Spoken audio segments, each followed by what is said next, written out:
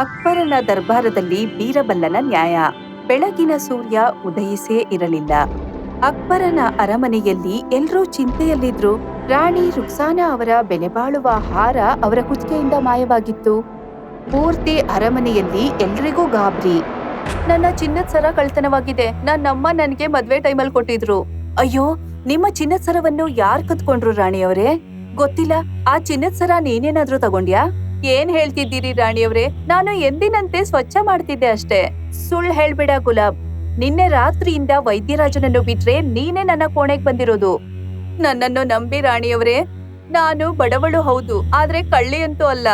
ಈಗ ಕಳ್ರು ಯಾರು ಅಂತ ರಾಜರೇ ನಿರ್ಧರಿಸ್ತಾರೆ. ರಾಣಿಯ ಬೆಲೆಬಾಳುವ ಹಾರ ಕಳ್ತನವಾಗಿದ್ರಿಂದ ಬಾದ್ಶಾ ಅಕ್ಬರ್ ಅವರು ತಕ್ಷಣ ಸಭೆ ಕರೆದ್ರು. ಬೀರ್ಬಲ್, ರಾಣಿಯ ಆಹಾರವು ಚೋರಿಯಾಗಿದೆ. ನನಗೆ ಅನಿಸುತ್ತದೆ ಇದರ ರಹಸ್ಯವನ್ನು ಕಂಡುಹಿಡಿಯಲು ನಿನ್ನಿಂದ ಮಾತ್ರ ಸಾಧ್ಯ. ಜಿ ಹುಜೂರ್. ಬೇಗಂ ಸಾಹೇಬ, ನಾನ್ ತಿಳ್ಕೋಬಹುದಾ ನಿನ್ನೆಯಿಂದ ಇವತ್ತಿನವರೆಗೆ ನಿಮ್ಮ ಕೊಠಡಿಯಲ್ಲಿ ಯಾರ್ಯಾರು ಬಂದಿದ್ರು ಅಂತ? ರಾಜ್ಕುಮಾರಿ ಜೋಹರಾ, ಕೆಲ್ಸದವಳಾದ ಗುಲಾಬೋ, ರಾಜ್ಯವೈದ್ಯ ಅಮಿತ್ ಚಂದ್, ನರ್ತಕಿ ಚಂದ್ರಾವಳಿ.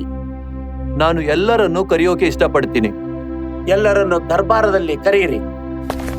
ಸ್ವಲ್ಪ ಸಮಯದಲ್ಲೇ ಎಲ್ಲರೂ ದರ್ಬಾರ್ಗೆ ಬರ್ತಾರೆ. ಬೇಗಂ ಸಾಹೇಬ ಅವರ ಹಾರ ಕಳುವಾಗಿದೆ.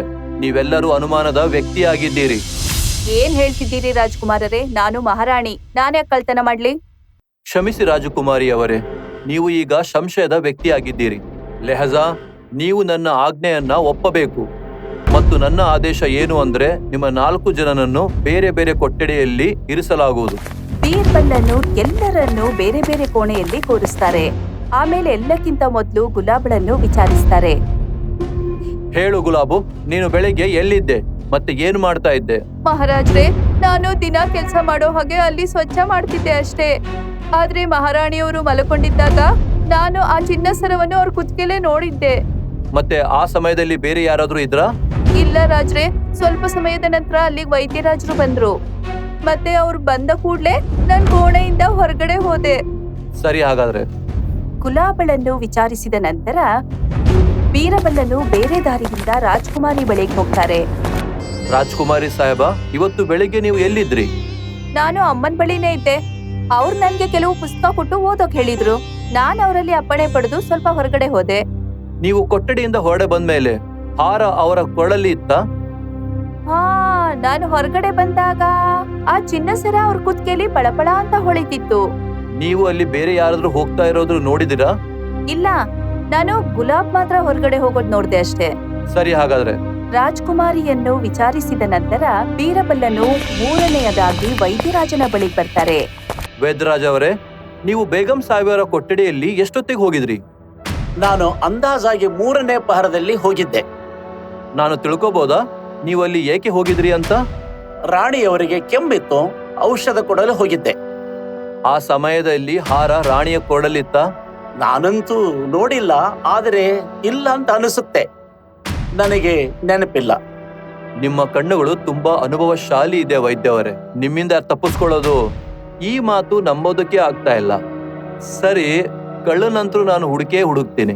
ವೈದ್ಯರಾಜನನ್ನು ವಿಚಾರಿಸಿದ ನಂತರ ಬೀರಬಲ್ಲನು 4ನೇ ಕಕ್ಷೆಯಲ್ಲಿ ಚಂದ್ರಾವಳಿಯ ಬಳಿಗೆ ಹೋಗ್ತಾರೆ. ಚಂದ್ರಾವಳಿ, ನನಗೆ ಇದು ಹೇಳು, ನೀನು ಮಹಲ್ ಅಲ್ಲಿ ಯಾಕೆ ಬಂದಿದ್ದೆ? ನನ್ನನ್ನು ಕೇವಲ ನೃತ್ಯಕ್ಕಾಗಿ ಆಮಂತ್ರಿಸಲಾಗಿತ್ತು. ನೀನು ರಾಣಿಯ ಕೊಠಡಿಯಲ್ಲಿ ಹೋಗಿದ್ಯಾ? ಇಲ್ಲ. ನೃತ್ಯಕ್ಕಿಂತ ಮುಂಚೆ ನೀನು ತಯಾರಾಗಲು ಎಲ್ಲಿ ಹೋಗಿದ್ದೆ? ನಾನ್ ತಯಾರಾಗೋದಕ್ಕೆ ಬೇರೆ ಕೋಣೆ ಕೊಟ್ಟಿದ್ರು. ನಾನ್ ಅದೇ ಕೋಣೆಲಿದ್ದೆ. ಸರಿ, ಹಾಗಾದ್ರೆ ಎಲ್ರನ್ನೂ ವಿಚಾರಿಸಿ ಮಾತಾಡ್ಸಿದ್ಮೇಲೆ ಬೀರಬಲ್ಲ ತಮ್ಮ ಕಕ್ಷೆಗೆ ಹೋಗ್ತಾರೆ. ಪ್ರತಿಯೊಬ್ರು ರಾಣಿಯ ಕೊಡಲ್ಲಿ ಹಾರ ನೋಡಿದ್ದಾರೆ, ಆದ್ರೆ ಯಾರು ಅದು ಕಳ್ತನ ಆಗ್ತಾ ಇರೋದನ್ನ ನೋಡಿಲ್ಲ. ಇಲ್ಲ ಅಂದ್ರೆ ಎಲ್ಲರೂ ಸುಳ್ಳು ಹೇಳಿದ್ದಾರೆ, ಇಲ್ಲ ಅಂದ್ರೆ ಕಳ್ಳ ತುಂಬಾ ಚುರುಕಾಗಿದ್ದಾನೆ. ಆದ್ರೆ ನಾನು ಅವನಿಗೆ ಹುಡುಕ್ತೀನಿ. ಮರುದಿನ ಇವರು ಅಕ್ಬರನ ದರ್ಬಾರಕ್ಕೆ ಬರ್ತಾರೆ. ಬೀರ್ಬಲ್, ನೀವು ಕಳ್ಳರನ್ನು ಹಿಡಿದಿದ್ದೀರಾ?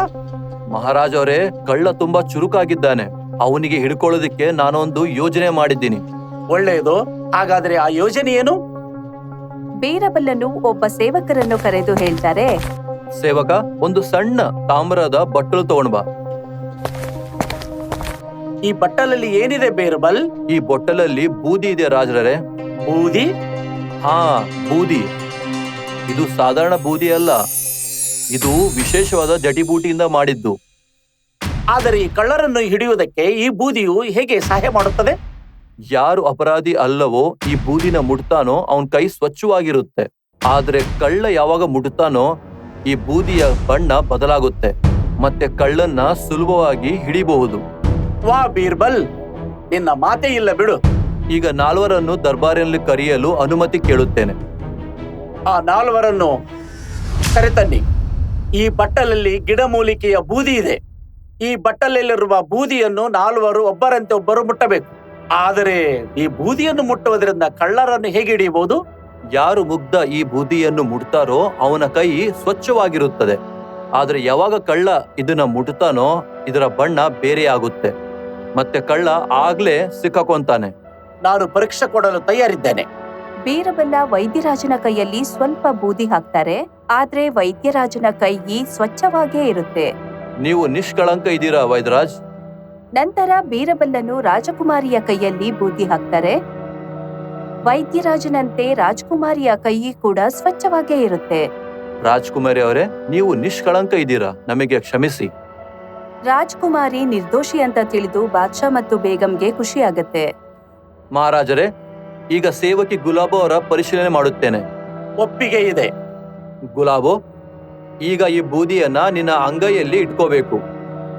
ಕ್ಷಮಿಸಿ ರಾಜ್ರೆ, ನನ್ಗೆ ಬೂದಿ ಅಂದ್ರೆ ಅಲರ್ಜಿ.